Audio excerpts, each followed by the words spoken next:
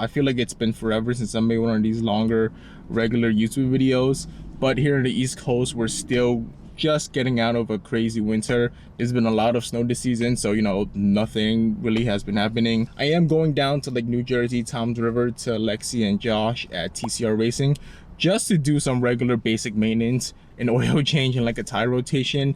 And I know what some of you might say, wait, you don't do your own oil change? Cancel, unsubscribe, not a real car person, enthusiast, whatever. Cancel, cancel, cancel. Before you attack me and unsubscribe, my defense is that I street park my car in the city, so I don't have a driveway, I don't have a garage, so I don't have the room for it. I do have an oil extractor, but I like to do it every other oil change. But you also might be wondering, why am I driving like 80 miles one way down to Toms River, New Jersey, just do an oil change when there's probably a million other garages by me? Lexi and Josh and the whole TCR Racing staff shop over there is just good people, and they actually own Mark 7s and they actually know the MQB platform. So every time I go, they just give, you know, an inspection, just make sure everything else is good. I'm at 50,000 miles, so they'll be like, okay, at 50,000 miles, usually this goes bad, and they'll just let me know, watch out for this, this, and this. Honest, good people that know what they're doing. I don't really mind the drive. It's just a fun trip for me, and I get like 35 miles per gallon, which I believe it's pretty good for a stage 2 tuned car. I like to make it a game and see how economic I can be. I probably gotta head out because I am about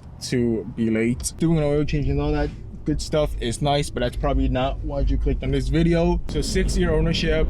In fact, next month is exactly going to be 6 years. And I mean, overall, it's been great so far. I've had a few hiccups, but overall, has been pretty good. To give some background information on this car, the current mods that I have on it, the most important ones: Unitronic Stage 2 with the TCU, transmission too, because I do have, how do they call it these days? Wait, the faster transmission? No lift shift? I could win a race with one-hand transmission? Anyways, I'm getting sidetracked. A lot of people say like, oh, do you really need the transmission tune and stuff?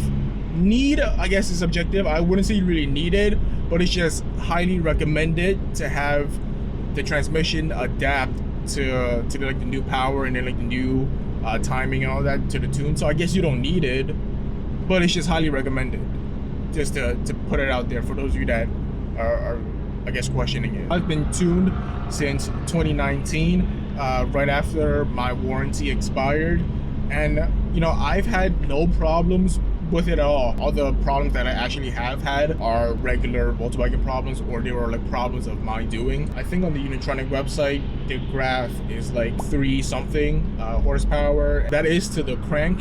So I mean, I've never dynoed on my car, so I kind of just did like the average drivetrain loss, and I just tell people I have like 300 wheel horsepower. Is it close to that? I don't know. I know it's like a more conservative tune, compared to all the other tunes, EQT, APR and all that stuff, but I am happy with it personally. It's more than enough power for me to have fun when I need to, and also yet I guess like less power enough that it's also reliable. I know that's not really like a good general statement to categorize it, if that makes sense. Then also I have the Unitronic turbo inlet pipe.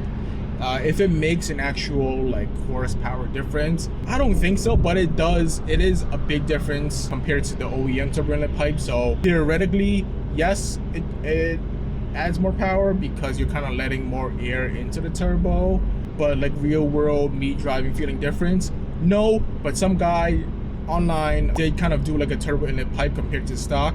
I will put the charts up, you can read all about that. And then also I have a CTS aftermarket downpipe.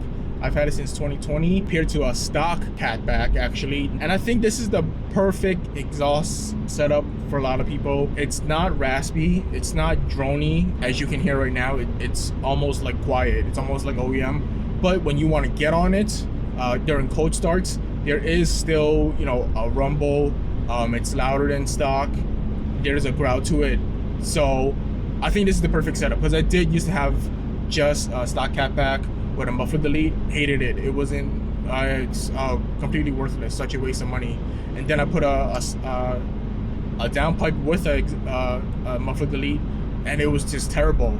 Drone everywhere, raspy, and I just kind of felt bad for my passengers, so I put back on a stock catback, and now it's perfect. So my advice for you would be, if you're thinking of exhaust, get a downpipe first and see how you like it. If not, then get an actual exhaust system, AWE or something. but I personally would not advise going downpipe with a muffler lead.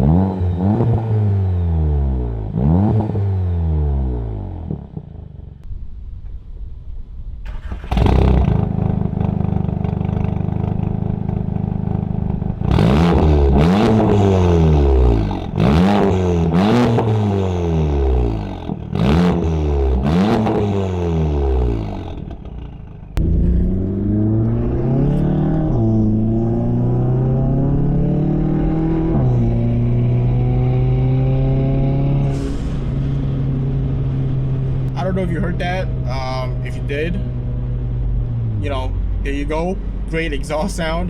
And then also, I do have a Turbosmart blow-off valve. It's called like the Turbosmart plump back, or what was the other one? Dual port. That's the one I have. It's whatever. Honestly, makes no performance difference. It's merely for sound, and I personally just bought it for a video, just to make it like an install and review about it. But it's whatever. I mean, I don't mind it, but at the same time, I don't really need it. It's cool sometimes, and it was also plug and play, which is what I liked about it. Nothing crazy. You know, I don't recommend it or not recommend it. If you have a couple hundred to spend and you want one, go for it. And those are basically the main mods that I have in terms of like engine related and kind of like reliability related. Everything else is just like cosmetic trinkets. I mean, I have edge replicas with Morimoto HIDs, but that's basically it. Everything else is more or less cosmetics or stock. Still stock wheels, still stock ride height. Not the stock oil pan, because I broke it already once before and then they replaced it. So in terms of actual problems with the car, it's been relatively problem free, which I'm extremely happy with. One big upside is that I don't have a sunroof, so I don't have to deal with like the leaks and stuff that everybody's been reporting, and I'm glad, because I would lose my mind. Yeah, relatively problem free throughout all 6 years of ownership, which I'm extremely happy, and like fingers crossed, knock on wood, I'm so grateful for. Like, I hope maybe I just got a unicorn, you know. But then again, a lot of people that I know, you know, that maintain their car well and stuff, they've also been problem free. I know like the jokes about you know, Volkswagen having check engine lights, EPCs and unreliable and all that stuff, which I get. I've seen some extreme problems, but for me personally, relatively problem free, which I'm extremely happy about. But that's not to say I'm completely problem free. What I'm dealing with right now is when I cold start my car, right, and then I get on an on-ramp to get on the highway, or I kind of, you know, give it a little more gas than like below 2,500 RPM, it gives me an EPC. But that's only during a cold start and like getting on the on-ramp and stuff. When I turn off my car and turn it back on, it's gone. It's completely fine. With the EPC on, I don't have a cylinder disabled. There's no like harsh RPM idle. I'm still in boost. It's not in limp mode. And then once it gets warmed up to operating temperature, and I gun it, I send it, everything is fine, no EPC. I told that to like my more mechanically inclined friend, and at first he thought it might have been a misfire. He said EPCs are usually misfires, but when I do have the EPC, no limp mode, no nothing, no codes at all either. If you check this clip out, I don't have any codes with the EPC on. It just throws an EPC. And he said that if you're not going into limp mode with the EPC light, then it's probably just carbon buildup that you need to, you know, get clean, and it should be fine, especially if it just happens on cold starts only. So I guess that's what I need to do. I've been meaning to clean my intake valves. I do a carbon cleaning anyways for a while now, but I've just been putting it off as I was like, oh, maybe I'm just overthinking it, it's fine, it's whatever. But I guess now with the EPC light and stuff, I guess it's affirmation that's like, yeah, I should probably go get it done. But yeah, I mean, besides that, everything for me has been basically problem-free recently. You know, and at the moment the car is great, everything else is fine mechanically, the engine and transmission wise, perfectly powerful, perfectly straight, runs fine.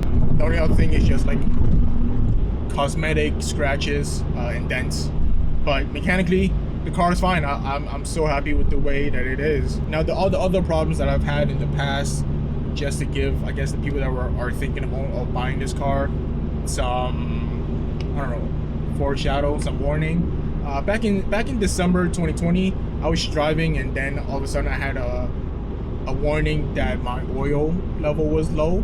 I just drove it home anyways. I topped it off the next day and it hadn't come on since. And then like 4 days later, I went to do a whole oil change because I was due for one anyways. Never knew what was the cause of that.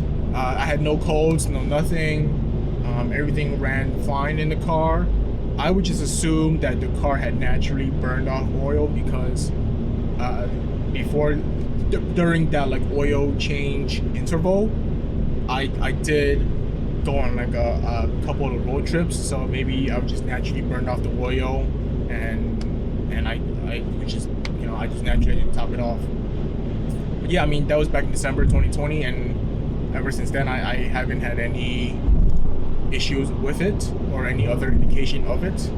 I also had Josh check it over, no leaks or anything, so maybe, yeah, I just think it might have just naturally burned off oil. And then now going further back, one time, I forgot what year exactly, I feel like 2 years ago, there is a plastic adapter right above the turbo that is part of the coolant line. Mine just disintegrated or something, or it broke or whatever, and I was stranded on the highway. I had to get it towed and fixed, and it was like a $20 part only. But yeah, I mean, that it flushed. I dropped all my coolant, had no coolant back in my car. I just had to pull over, get it towed. Apparently that's somewhat common. It's not like a recall or anything. I think it's just naturally with time that happens. That's what people say on Facebook, that, like, you know, it is plastic running through coolant all the time, that it just disintegrates eventually. So something for you to keep an eye on, for the people that just got the car, maybe to keep an eye on. But it also didn't like just happen out of nowhere. The night before, coolant was like dripping onto my turbo and steaming out of my hood, and I was like, wait, what is that? And then I was actually driving to go get it looked at. That's when it, I guess, broke altogether. But since then, and I think it was like 2 years ago, I've had no problems with it since. So again, fingers crossed or whatever, that it doesn't happen again. Or I mean, I don't know, I guess with time and age it eventually would. I just gotta, you know, keep an eye on it and just make sure I could catch it before I get stranded again. And then before that, again, so even earlier, I did have my water pump replaced, and that was because my oil pan cracked. A piece of shit plastic oil pan cracked, and I had to go get that replaced. And then the dealer was like, oh, we also see your water reported ahead. And they were like, your water pump's leaking. So I was like, all right, let's just fix all that too. So I had my water pump fixed under warranty, and also my suction pump. But that is just like regular. That's not, the water pump is not an actual recall. The suction pump was, but the water pump should be covered under warranty though. And for those of you that are like worried about warranty and not modding a car, I went in with a JB4 and a downpipe, and they still fix all that under warranty. I actually had to pay for the oil pan though, which is kind of stupid. I probably could have just fixed it myself. So for those of you that are worried about your warranty and that's why you don't mod your car, I guess that's some insight for you. But again, that might just be dependent on dealer specific. So, you know, don't take my word for it, because maybe, you know, I went to a dealership that was mod friendly, and they understood and stuff. So do what you will with that information. And then other than that, it's just regular recall stuff that I gotta fix. The biggest one is my steering column recall for the DSG. And then also now I'm glad they add back the trim piece as the actual recall, this silver trim piece around the shift knob area, that mine was perfect for this whole time, and then only recently that there's a part that like looked like it got pried up, and now it just cuts my hands all the time. It's a little piece of plastic. I don't get how come it's so deadly. Like if you just even brush over it by accident, you're gonna cut your hand and it's gonna bleed. It's crazy. And that's really it in terms of like stuff that I've had wrong with it, which is not that crazy. I feel like compared to, it's not as bad as people make it seem. The only stuff that I'm kind of worried about in the future are more or less just cosmetic stuff, like my steering wheel, this top area right here, you can't see it, but it's like it's fading. And I mean, that's just like normal wear and tear. Probably could happen with any car. Normal wear and tear. Steering wheel is fading, or just probably needs a really good detail, cleaning, polish, whatever, and it should be fine. And then also my turbo, maybe it is still the stock IS20. I mean, it's been holding up really well so far. I've had no problems with it at all, and I don't think I'm gonna upgrade to IS38. Main reason, if my IS20 blows, you know, I'll just put another IS20 in. It'll be a lot cheaper than putting in another IS38. But you know, like I said before, I'm happy with the power that I'm getting now, so I don't think I'm gonna upgrade to IS38. You know what I always thought was so funny? Out here, like outside of the city, on the GPS it says 10 minutes. I'm 10 minutes away, and I'm 6 miles away, right? And I'm like, how the hell is that possible? I'm like still in the middle of the highway. Like, how am I 10 minutes away and you're still 6 miles?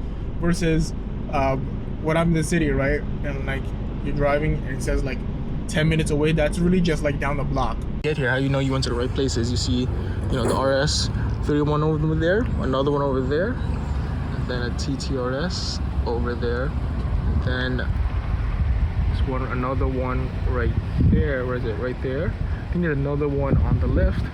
And yeah, all the RS cars, that's how you know you went to the right place too. And for those of you that might be wondering what oil, excuse me, Mr. Llama, excuse me. Liquid moly, all bought from FCP Euro. It's not a whole kit anymore, so you gotta like assemble it yourself.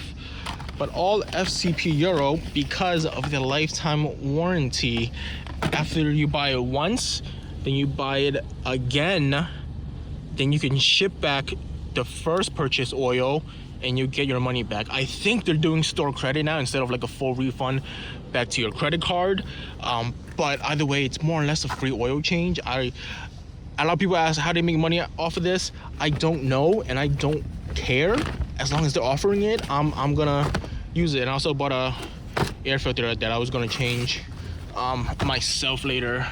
So you just ship all your oil and stuff, you know, back to FCP Euro, and you get your money back. Basically free oil changes, and that's with all their parts. I'm not sponsored by FCP Euro to say that, but if anybody from FCP Euro is watching, please hit my line. Thank you.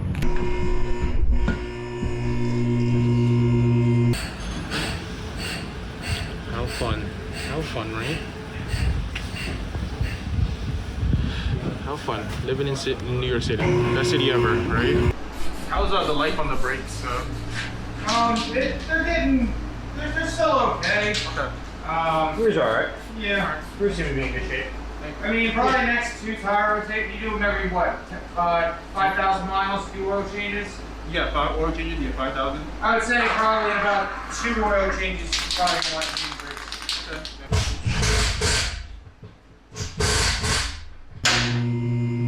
Just got the oil change done, and wheels rotated. Everything is good. Appreciate their attention to detail. Just making sure everything is right, all the measurements, wheels torqued. But now I gotta change my cabin filter. I could just do that myself.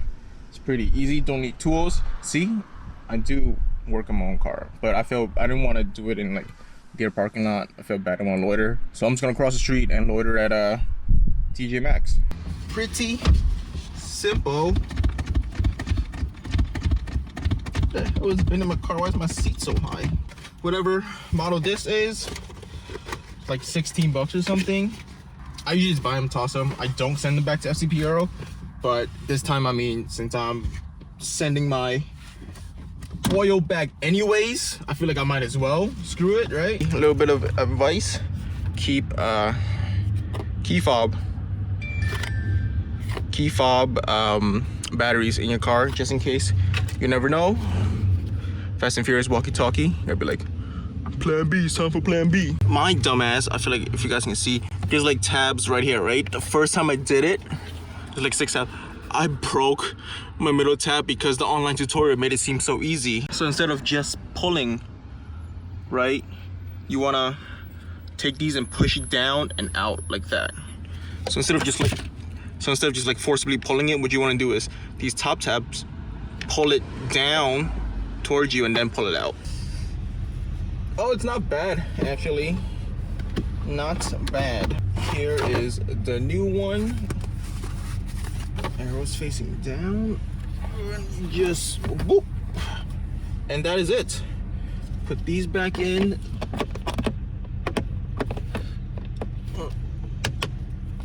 And that's it. When you put your what's that, glove compartment back, make sure this railing lines up like that.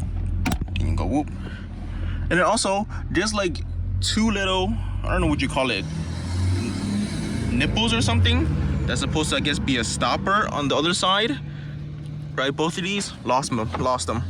I hate how all these stupid parts that they make are like so easily just loose. Why wouldn't you just like bolt those down or something and lose them? I mean, you don't need them, but it'd be nice to have. State trooper behind me. Act cool, normal. Hands on, 9 and 10. 9 and 10. Don't send it. We're resisting the temptation. Anyways, I'm back on the road. Did a fantastic job. Appreciate their attention to detail. You know, putting the oil in, topping off, you know, turning the car on, and all that good stuff, torquing the wheels. I mean, that's like pretty standard, I would say. But then I have like been to shops where they're just kind of like, it's whatever. I think I could turn right on red, right? If I can't, I'm just gonna get pulled over. Can I turn right on red? Because in New York City, there's no right on reds. So every time I go out of the city and stuff, I'm like, wait, like, am I allowed to? Am I not allowed to? And I get like paranoid, like, did I do something wrong? Also, pro tip, what I like to do is every time I get an oil change, if the trip meter doesn't matter to you, I like to reset it, and then that's how I keep track of it myself when it's time to get an oil change. Some final thoughts about it. Having this car for 6 years, I mean, I love it. It is my daily, so it really has been with me through thick and thin, the worst of conditions, when you know, snowstorms, rainstorms, sunny days, good roads, bad roads, everything. And I mean, it hasn't been perfect, but that's to be expected with everything, with time and age, with any car, right? Like, I'm glad it hasn't given me major problems as some people I've seen had, or like as bad as the memes. It's been great for me, right? It's more or less kind of like the perfect car for me. It works, it's practical. I have enough space to Tetris whatever I buy from Costco, and it has more than enough power for me, actually, right? You know, people are always chasing more power, but realistically, are you even going to use all that power, right? If you are, cool, I get it, but if you're not, you know, it doesn't really make sense to have. And for me, my theoretic 300 wheel horsepower is more than enough for me to have fun when I needed to, especially, you know, going on like curvy roads and stuff. It's fun. It's good enough for me. But then there are times when I'm just bored of it, if that makes sense. You see all these new cars coming out and you're like, oh man, I wish I can, you know, get into that. Like, you know, the new FRS BRZs, the new, Police reported ahead. all these new cars that are coming out, you know, it makes you wonder, like, oh man, maybe I'll have more fun in getting to that. And realistically, again, I don't know, maybe not. Maybe it'll just be the same cycle where you'll get used to it and then I'll get bored again, right? Especially with the new Mark 8s that are coming out, Mark 8 GTIs, especially the R looks really promising. But the most important thing is, you know, this car is paid off for me, and I'm hoping it's gonna last long, right? I'm at 50,000 miles. Hopefully If it gets to 100,000, I'll be more than happy, and I'm just gonna trade it in. And by that time, it'll be somebody else's problem. So I think I'm more happy about just not having car payments on it anymore, than, you know, getting something new, right? It's just a vicious cycle. It'll never end. It's best to just step out of it. So, you know, instead of like trading in for a new car, I think, you know, I would rather go on more adventures with this one instead. So basically, in terms of like future plans of modding this car, right, I'm not really gonna touch it. It's in a good place for me. It's reliable, everything works, enough power, as I said before. And the only thing that I actually need to do is change my brakes, my rotors, and then maybe a brake fluid flush, because apparently you're supposed to do it every 3 years or 30,000 miles or 60,000 miles, something like that. And I'm still on my stock, you know, I have never gotten a flush. I'm still on my stock brakes and on the stock rotors. So just basically going to maintain it as long as it's mechanically sound and good, then, you know, I'm happy with it. Fingers crossed to 100,000 miles. But I think that's about it for this video. Thanks for watching, especially if you made it this far. And I'll catch you on the next one.